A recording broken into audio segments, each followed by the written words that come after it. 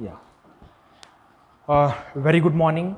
Now the next series is actually plant cell and different tissues. Before you actually start taking transverse section and going to observe under microscope, you must know basics of microscope staining and plant cell and tissue. Basically, there are few certain differences in between animal and plant cell. Plant cell have rigid cell wall, which is generally composed of cellulose, lignin, chitin, depending upon certain things. Then vacuoles are there, ribosomes, Golgi bodies, nucleus. So these are some of the important things in plant cell which make plant cell quite unique as compared to animal cell. So basic staining protocol and other things differ because of these structural things. Now cell is a structural and functional unit of a plant which is going to be there, and these small cells combine and they form tissues. So different types of tissues: meristematic tissues and permanent tissues.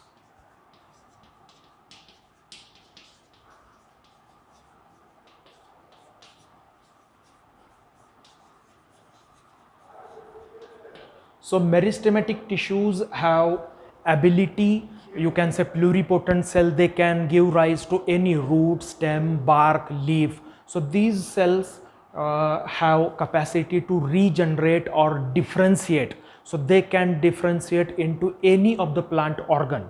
So that actually is called as a meristematic tissues. Generally root tips and shoot tips, these are having meristematic tissues. And permanent tissues are the other cells which are always there. Generally you have a different kind of classification in case of tissue system. You must know which are the living and which are the dead tissues. You must know the shape, size and distribution of these tissues. You must know the stainings, which are different stains which we are using for this, so that you can identify those tissues under microscope very effectively.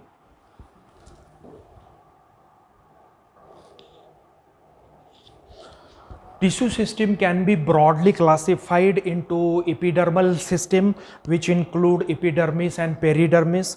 Then next is the ground tissues or fundamental tissue, which include collenchyma, chlorenchyma, parenchyma or sclerenchyma. And third is the vascular tissues, which are xylem and phloem.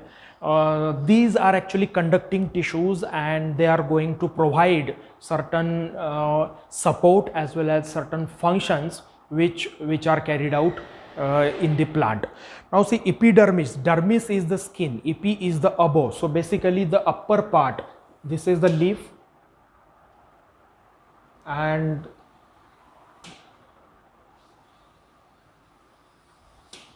okay, so this is going to be midrib.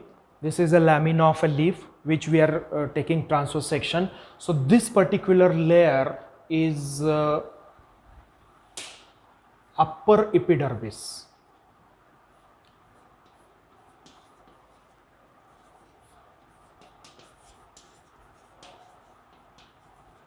So this is going to be midrib, and the lower layer, this one is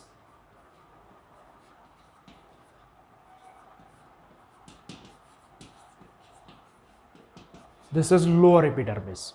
And you can have different columnar cells which are here. These are nothing but palisade cells.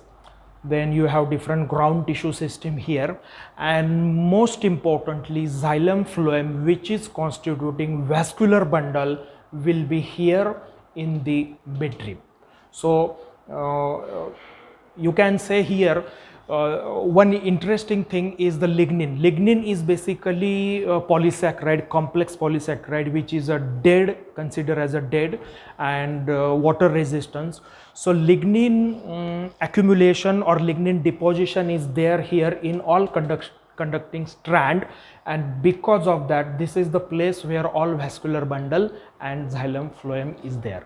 So this basic structure is quite important in order to understand different stains. Thank you. Xylem is actually dead tissue, while phloem is important, which conduct food and which is considered as a living tissue. If you consider transverse section of monocot and dicot, you will, if you compare this, you will come to know the difference.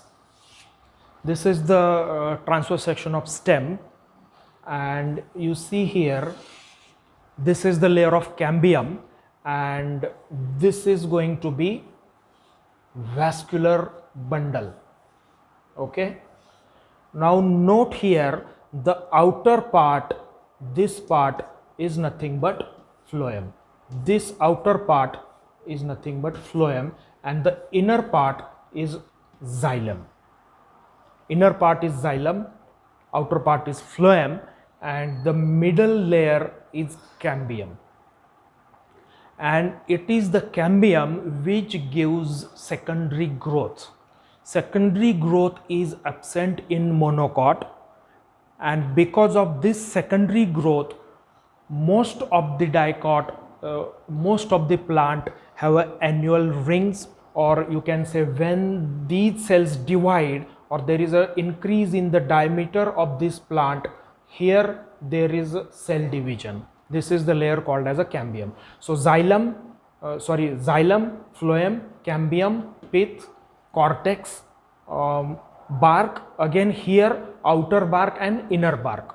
So this is going to be broad structure of stem, and this structure which I have already mentioned. So these few important points which you should keep remember. Another thing is powder microscopy, where the same drug is going to be powdered and you are going to observe different powders, and there you can see generally fibers, lignified fibers will be stained with fluoroglycinol HCl, and the xylem will have thickening which is inside, maybe reticulate, annular, spiral, dotted, or like that. So that is because of xylem thickening you can identify this is the xylem under microscopy.